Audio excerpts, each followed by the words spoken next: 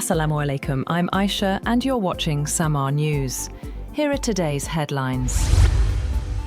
Iran has said that it is nearing a final pact with Oman, defining new shipping lanes between them through the Strait of Hormuz, but repeated that the US must meet other conditions. Iranian Foreign Minister Abbas Araghchi said reopening the strait would depend in part on the US paying compensation for damage it caused in widespread attacks on Iran. The Secretary of Iran's top national security body also listed ending further US threats against Iran, halting aggression toward Iran and its Lebanese, Palestinian, Yemeni and Iraqi allies, removing a US naval blockade in the Gulf, lifting sanctions on Iran, and releasing frozen Iranian assets.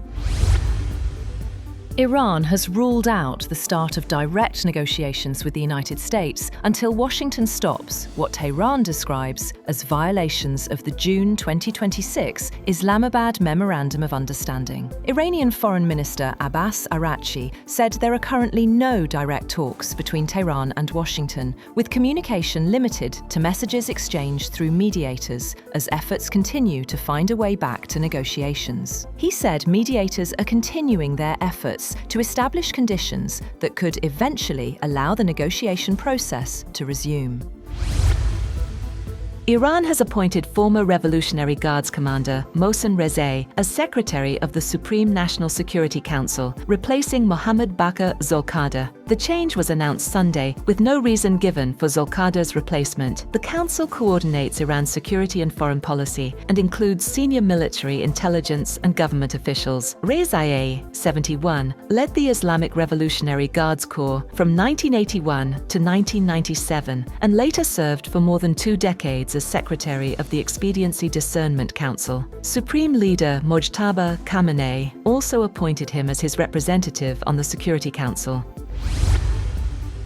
Iran and Oman have finalized the general framework of their agreement. According to the Islamic Republic news agency, Hassan Ghashgavi, the spokesperson of Iranian Parliament's National Security Commission, said the final text and details will be announced soon. He added that implementation of the agreement remains subject to final approval at the highest decision-making levels. Iranian Foreign Ministry spokesperson Esmail Baghai had said on Wednesday a joint statement between Tehran and Muscat was under review and in the final drafting stage.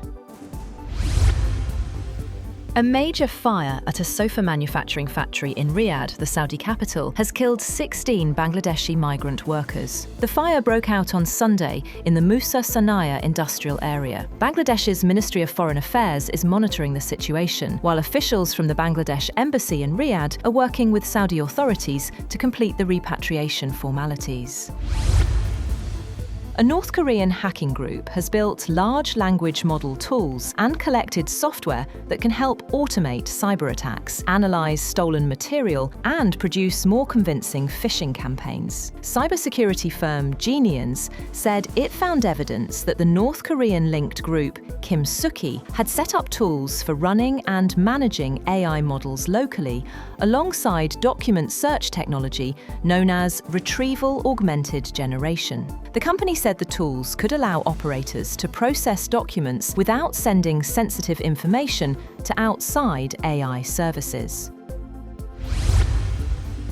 6 people have died in a Ukrainian overnight drone attack on the Russian city of Belgorod. Alexander Shuvayev, the acting governor of Belgorod region, earlier said 3 people were killed and 25 others, including 2 children, were injured. The death toll later rose to 6 after officials said emergency crews combed an apartment building which had been set ablaze. That's all for now. For more updates, visit www.samaa.tv. Thank you for watching SAMAA News.